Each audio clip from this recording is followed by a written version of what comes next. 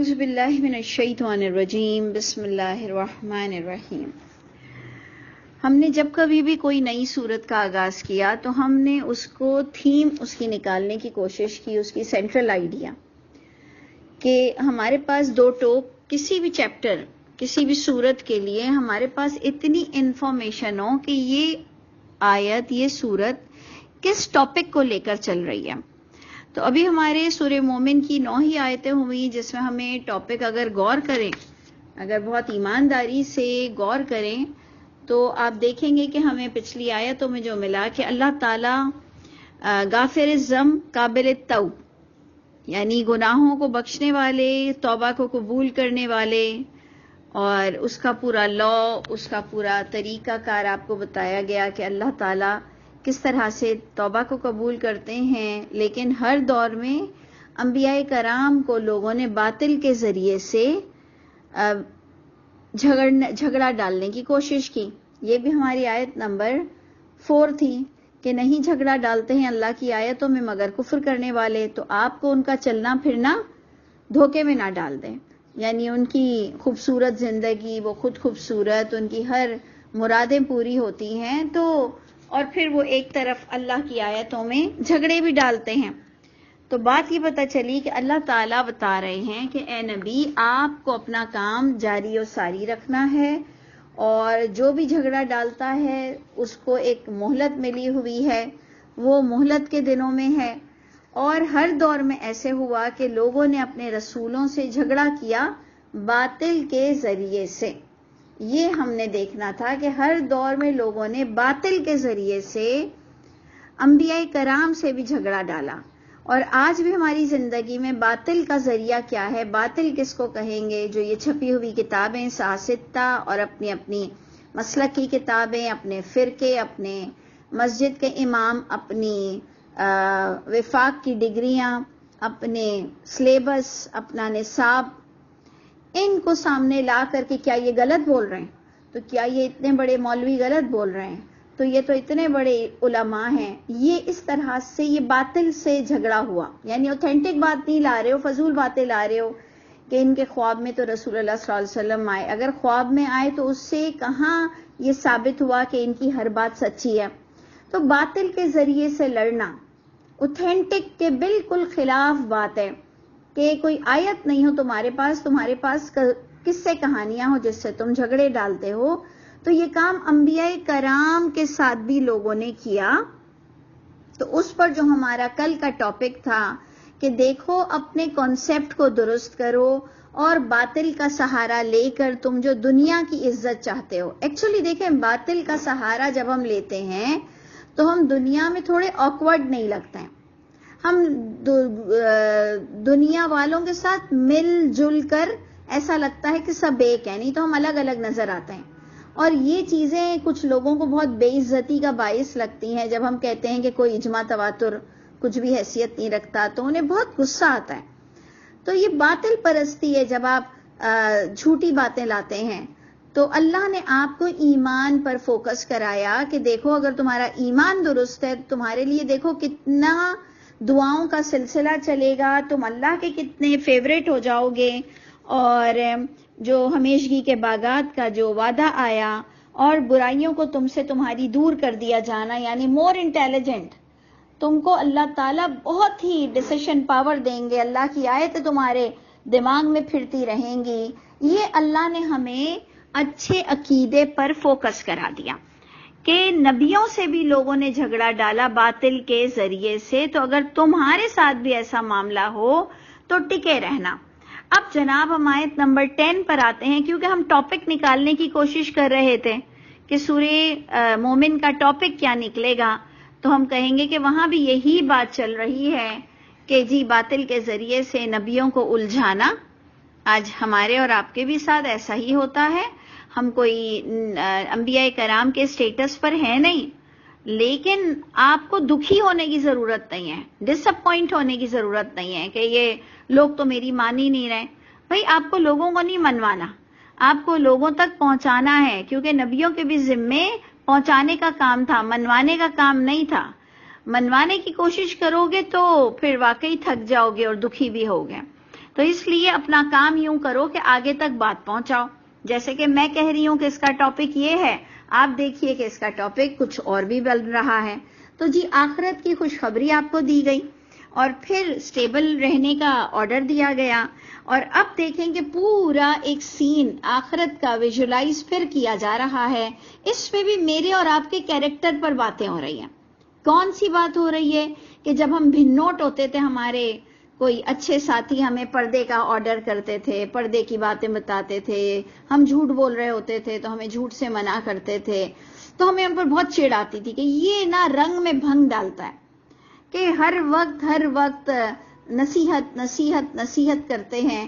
بھئی ہم کو ہمارے حال پہ چھوڑ دو. یعنی اتنی چڑ آتی تھی نا اللہ کی باتوں میں، جب کوئی ہماری مستی کو ختم کرنے کی کوشش کرتا تھا تو ہمیں چڑ آتی تھی. وہ پوائنٹ آپ نے ادھر غور کرنا ہے کہ چڑو مت.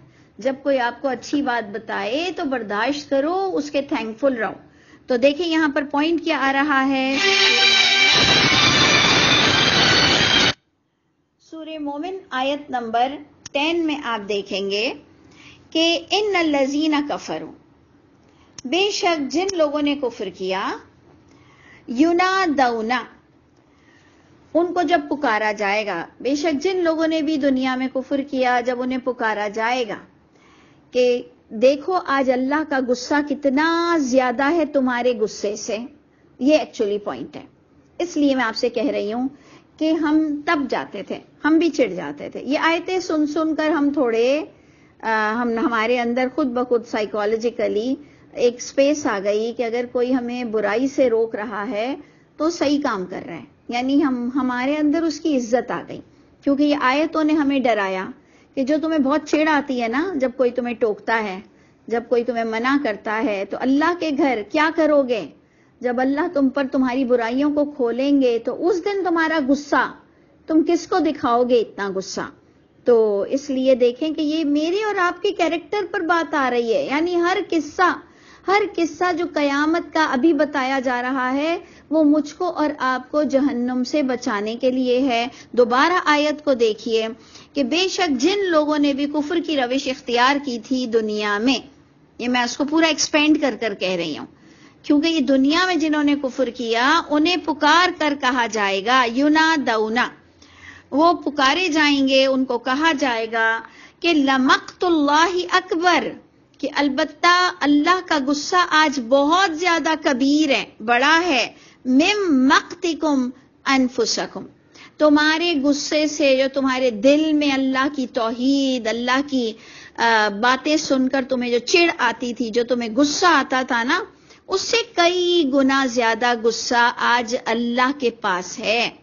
جبکہ ادھر ترجمہ یہ لکھا ہے کہ بلا شبہ جن لوگوں نے کفر کیا ان سے پکار کر کہا جائے گا، سنو اللہ کا غصہ کہیں زیادہ ہے تمہارے غصے سے جو آج تم کو اپنے اوپر آ رہا ہے. یہ اس طرح سے انہوں نے اس کا ترجمہ دیا ہے. ٹھیک ہے، ان کی اپنی مرضی ہے کہ انہوں نے بھی جو ترجمہ دیا ہم اس کو کوئی چیلنج نہیں کر سکتے، لیکن میری انڈرسٹینڈنگ یہ ہے کہ تمہیں جو دنیا میں بہت غصہ آتا تھا نا، تو آج اللہ تم پر بہت غصے میں ہے، جو تمہاری نفس میں تم کو غصہ آتا تھا. اور اس کو بھی آپ یہ انڈرسٹینڈنگ بھی اس عربک میں آپ لے سکتے ہیں.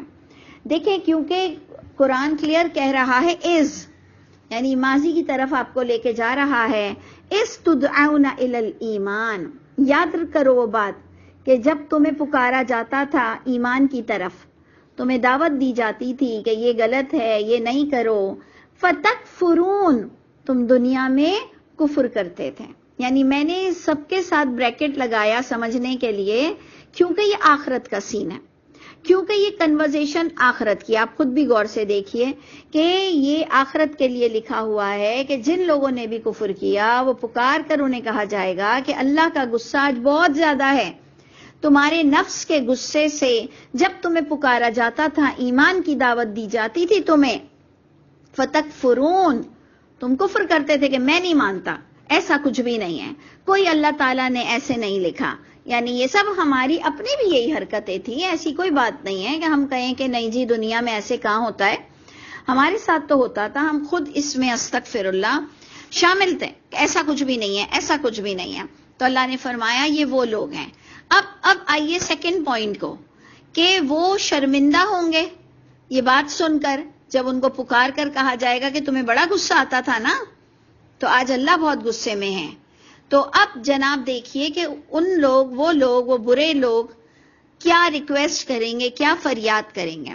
وہ کہیں گے ربنا امتنا اثنتین, موت دی آپ نے ہم کو 2 بار, اتنین, واحییتنا اثنتین, اور حیاتی دی آپ نے ہم کو 2 بار.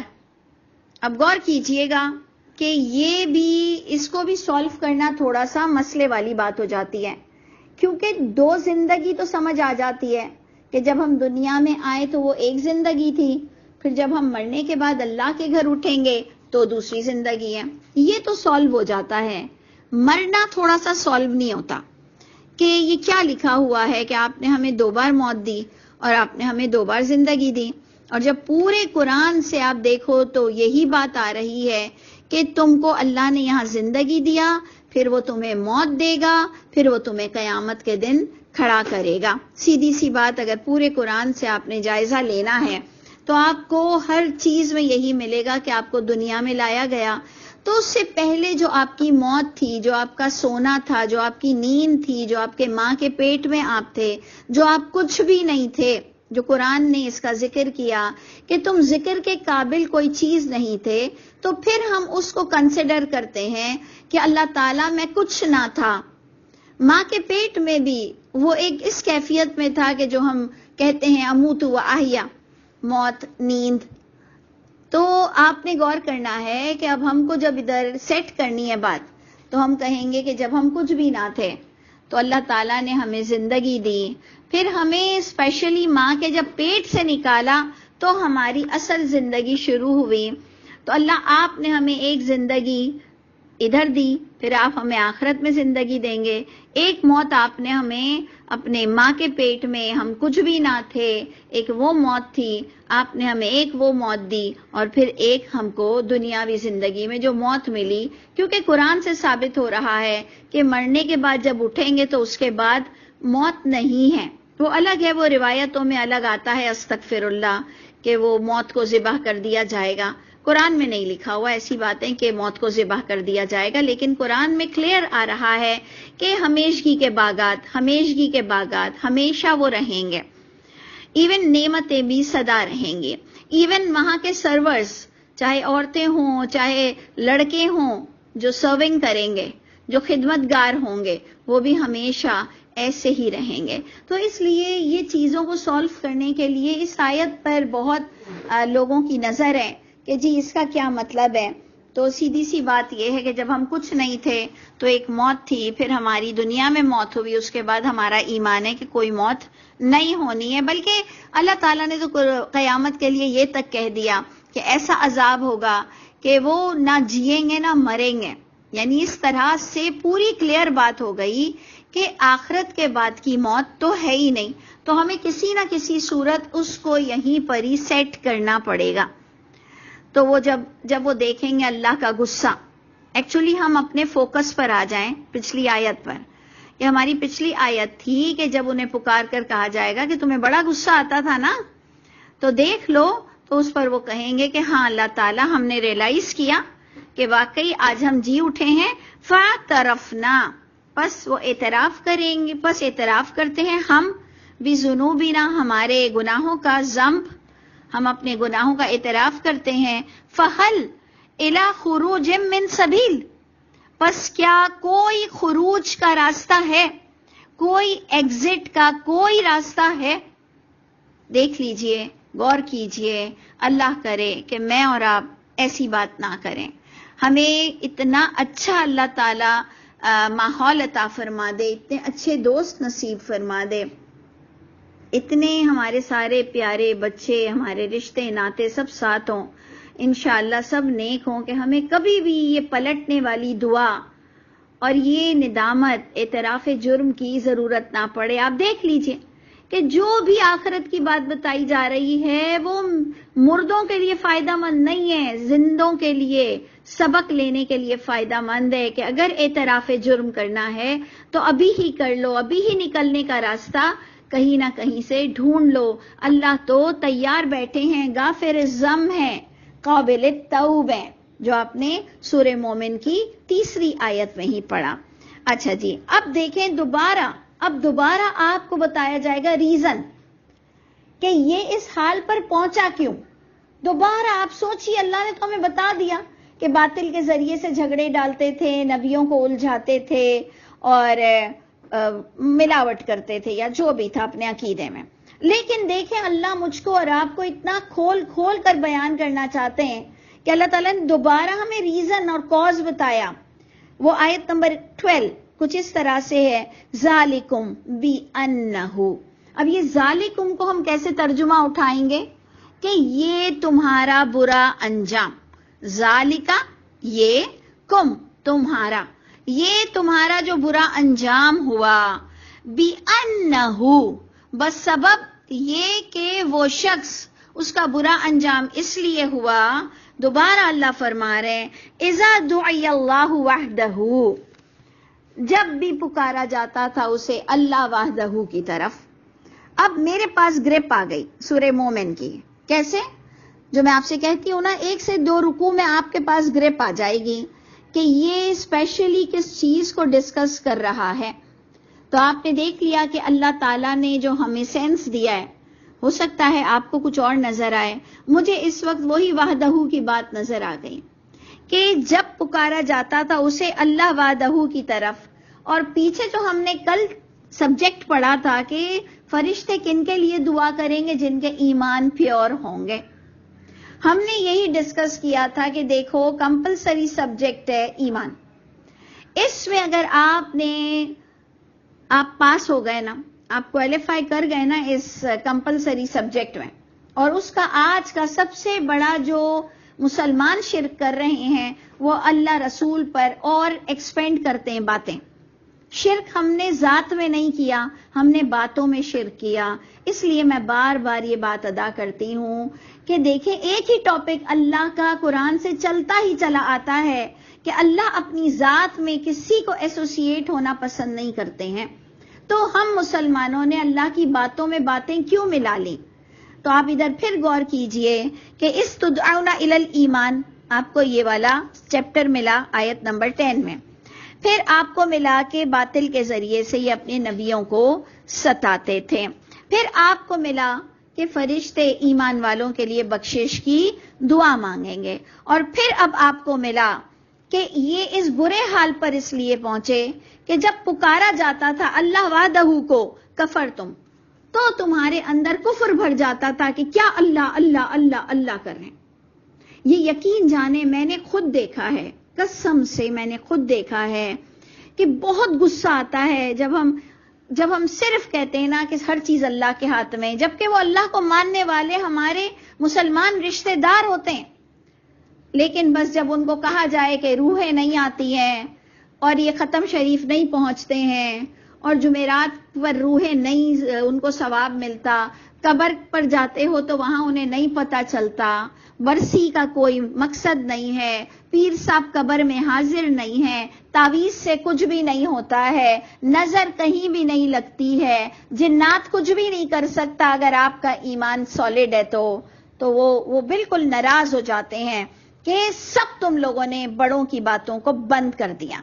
دیکھو، غور کرو، سکون سے دیکھو کہ جب وحدہ کا نام آتا ہے ہم کہتے ہیں اللہ کی کتاب سے ثابت نہیں، اللہ کی کتاب سے ثابت نہیں، تو پھر نوٹ ہو کر کہتے ہیں کیا سب اللہ کی کتاب میں لکھا ہے؟ یس، آپ کو بھی بڑے تحمل سے کہنا ہے جی۔ کوئی آپ سے چڑ کر گئے کیا سب اللہ کی کتاب میں لکھا ہے؟ یس۔ اب تمہیں سمجھ نہیں آ رہا تو ہم کیا کریں؟ سب اللہ کی کتاب میں لکھا ہے، جو نہیں لکھا ہے اس پر کوئی ڈیبیٹ نہیں ہے، وہ دین نہیں ہو سکتا ہے۔ تو جب پکارا جاتا تھا، اسے بلایا جاتا تھا وحی کی طرف، تو اس کا انکار ہوتا تھا۔ وَإِن يُشْرَكْ، اور اگر تم ایک کتاب کو ایسوسیٹ کر دو، ایون نبیوں کو ایسوسیٹ کر دو، کہ میرے اللہ کے ساتھ میرے نبی کا نام آدم علیہ السلام نے دیکھا تو تم خوش ہو جاؤ گے. یعنی اتنا سا بھی اگر ایک مسلمان کو بتاؤ نا کہ جی آدم علیہ السلام نے آسمان پہ اللہ کے ساتھ محمد کا نام دیکھا تو ان کی باتیں کھل جاتی ہیں. جبکہ محمد صلی اللہ علیہ وسلم ہمارے جان سے زیادہ پیارے ہیں, ہمارے والدین سے زیادہ پیارے ہیں, لیکن شرک مت کرو. آدم علیہ السلام کے نام سے شرک مت کرو.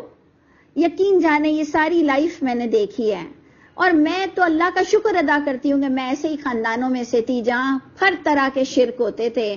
اور جب پیر صاحب کی باتیں کرو کہ کیا آپ کے پیر صاحب ہیں, مجھے خواب میں آئے, انہوں نے جس دن سے ہاتھ ملایا ہے, انہوں نے جس دن سے میرے سر پہ ہاتھ رکھا ہے, بس میری ساری بیماریاں دور ہو گئی. یہ کھل جاتے ہیں, کھل کھل کر گپے ہو جاتے ہیں کہ بس وہاں کے چنے لائی, وہ ان کے جو روپیوں میں روپیوں میں ملا دی, اس دن سے میں کبھی میرا جیب خالی نہیں ہوا. یہ خوش خوش خوش خوش نہال ہو جاتے ہیں, بالکل نہال ہو جاتے ہیں. تو آپ غور کیجئے کہ ہمارے اندر, ہم مسلمانوں کے اندر مزار کی عقیدت, عرس کی عقیدت, اور جی میں نے تمہارے مردے کو طواف کرتے ہوئے دیکھا, یہ خوشی سے نہال ہو جائیں گے.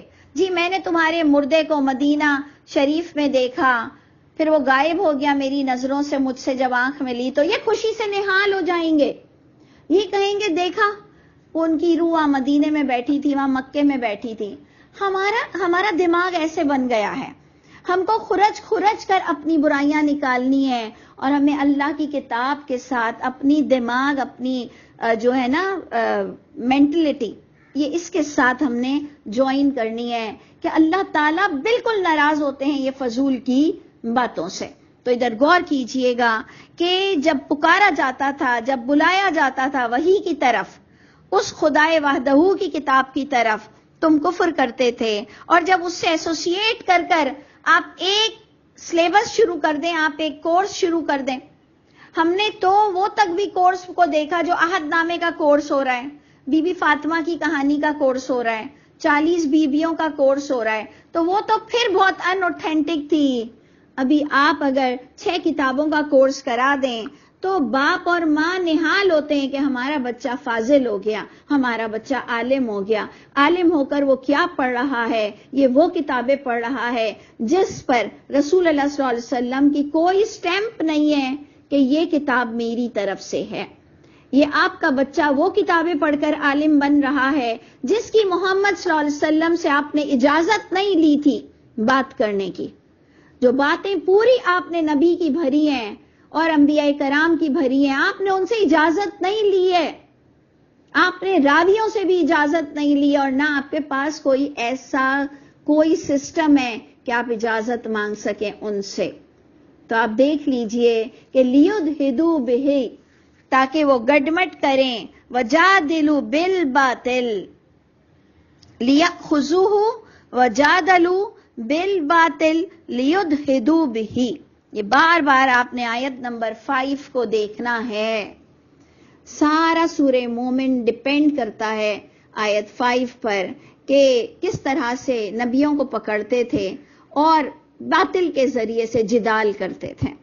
تو اب آپ نے بہت الرٹ رہنا ہے, آپ نے بہت کانشیس رہنا ہے کہ میں کہیں بھی کسی بھی طرح غلط انٹرپریٹنگ نہ کر دوں کہ اللہ کی کتاب سے وہ چیز ثابت نہ ہوتی ہو اور میں اسے اللہ کے نام کے حوالے سے پیش کر دوں. یعنی یہ میری اور آپ کی سدا کوشش رہے گی, جس کی وجہ سے ہمارے پاس ایک خوشخبری ہوگی کہ اللہ تعالیٰ ہمیں گریس مارکس دے کر اور ضرور معاف کر دیں گے اگر ہمارے اعمال نامے میں شرک نہیں ہوگا تو انشاءاللہ. تو آپ دیکھ لیجئے کہ اللہ ہی بتا رہے ہیں یہ بات کہ وَإِن يُشْرَكْ بِهِ تُؤْمِنُوا, کہ جب انہیں وحدہ کی طرف بلایا جاتا تھا تو یہ کفر کرتے تھے, اور اگر وہ شریک کر دیں اس اللہ کے ساتھ, یعنی پوائنٹ ٹو بی نوٹڈ, انہیں اللہ بھی چاہیے تھا ہماری طرح, انہیں اللہ بھی چاہیے تھا ہماری طرح. ہم اللہ کو کہاں نکال سکتے ہیں, ہم ہر چیز میں اللہ کو شامل کرتے ہیں, لیکن اللہ کے ساتھ کوئی اور بھی شامل کر دو, کوئی کتاب, کوئی بات, کوئی ذات. تو اللہ فرماتے ہیں وَإِن يُشْرَكْ, اگر وہ شریک کر دو اس خدا کے ساتھ تؤمنو, تب یہ مانتے تھے کہ ہاں یہ تم نے صحیح بات بولی, کہ اللہ سے جب دعا کرو تو رسول اللہ کا صرف واسطہ دے سکتے ہیں تو یہ خوش ہو جائیں گے.